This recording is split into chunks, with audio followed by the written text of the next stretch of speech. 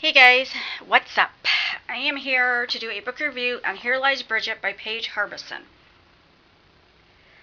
I started this book yesterday. It is only 218 pages, and I really thought that I would finish it in one sitting. And so last night I tried really hard to stay up because I started it around almost 9 o'clock at night. And I usually don't stay up real late, and my eyes kept shutting, and I grabbed a pop because I don't drink coffee for my caffeine to try to keep me awake to read this book. And I only made it to like page 70 something before I couldn't make it no more, and I fell asleep. And then I woke up early this morning because I have like this internal clock to take care of the animals, and I ended up falling back asleep. Anyways, I didn't have much time to read today. I finally just finished the book. And I bought these new Jarrett from I Read Things. Actually bought these like little bookmark post-it things. And that's where I got the idea from. So I made notes while I was reading. I think this is just a really cool idea with these. There's kind of mixed reviews on this book. It is a debut novel for January by Paige Harbison. And first of all, let me just say that I love this cover. I really do like this cover a lot. And on the back, there's the tag that was on her foot. So I thought that was pretty neat. I'm going to read the back to you. It says, "What do you do when the 5 people you meet in limbo all want you to go to hell? Bridget Duke is the uncontested ruler of her school, the meanest girl with the biggest secret insecurities. And when new girl Anna Judge arrives, things start to fall apart for Bridget. Friends don't worship as attentively. Teachers don't fall for her wide-eyed, who me look. Expulsion looms ahead, and the one boy she's always loved, Liam Ward, can barely even look at her anymore. When a desperate Bridget drives too fast and crashes her car, she ends up in limbo, facing everyone she's wronged and walking a few uncomfortable miles in their shoes. Now she has only one chance to make a last impression. Though she might end up dead, she has one last shot at redemption and the chance to right the wrong she's inflicted on the people who mean the most to her. And Bridget's about to learn that sometimes saying you're sorry just isn't enough." I give this book, definitely, you should read it. I think you should definitely read this book. And I also give it a 4.5 stars, maybe 4. I really enjoyed this book. The ending I didn't care a whole lot for because there were some unanswered questions I felt. But the first thing I do have to say is the first half of this book, because this book is divided into 2 sections.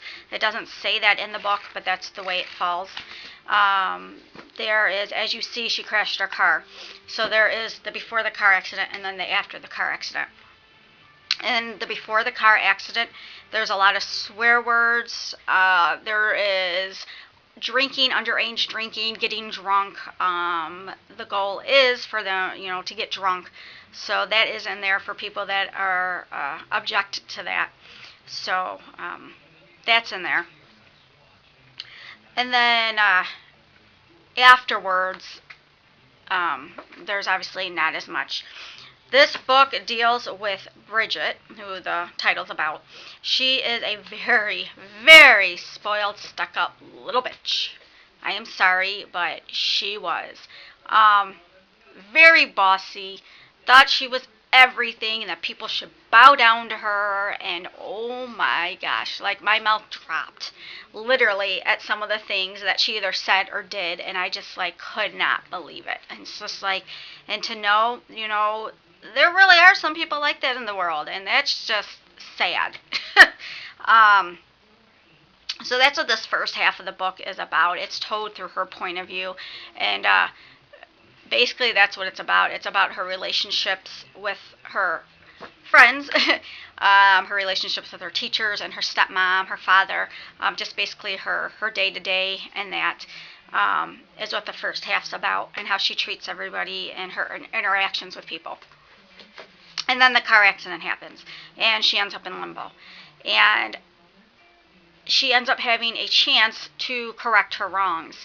The interesting thing I liked about the second part of the book is that there are 6, I believe it's 6 different people, 5 or 6, but she walks in their shoes. She walks in each of their shoes, and sees through their eyes the different interactions that they have had with her, and how things have affected them. So I found that very interesting, that the first part of the book was all through her eyes, and then the second part of the book was through these different characters' eyes, because and she doesn't have a choice. She has to walk in their shoes to see things. And I like that, because that is a saying for sure. You know, you can't really judge things or know anything till you've walked in somebody else's shoes. And I like the lesson that she learned a whole lot. And, you know, it was a hard lesson for her to learn, definitely. And I really wish that sometimes people could have these epiphanies and see things without it having to be something drastic that takes them there, that makes them see things.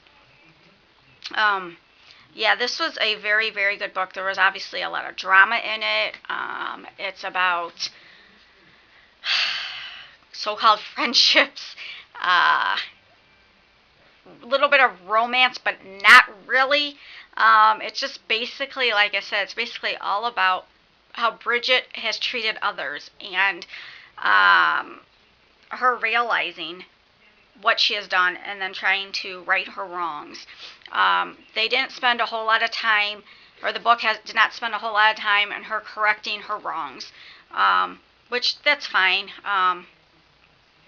Some people may have liked that it wasn't so easy for her, and that maybe she should have had to grovel a little bit more. Everything didn't turn up roses for her, or whatever the saying is.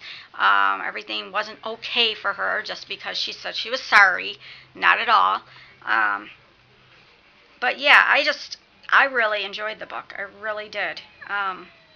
Like I said, there's some mixed reviews on it.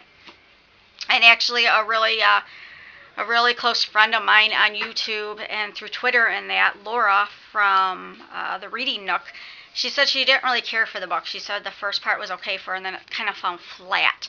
But it didn't seem to ever fall flat to me. I really enjoyed it. So yeah, I haven't read Before I Fall or Before I Die yet, but I heard that this is kind of compared to those, but that those are better. So, but then you got to keep in mind that those are also longer books. And this one, like I said, is only 218 pages, so I don't know if that had anything to do with it. I do like this author's writing style a lot. And since this is her first novel, I definitely can't wait to read more of her stuff. So, yeah, definitely a book to pick up and read. Here Lies Bridget, Paige Harbison. And the one question I do have to say, though, that was not answered, that I wish kind of was, is there was a new girl that attended their school, and that seems to be when stuff started to fall apart for Bridget, and before the car accident. And then at the end of the story, this girl supposedly never existed. So I just want to know, like, for the scenes that she was in that, like, how did that happen? You know, that was one of the unanswered questions that I kind of wish was answered. So, all right, that's it, guys. I'm not sure what I'm going to read next, so I will talk to you later.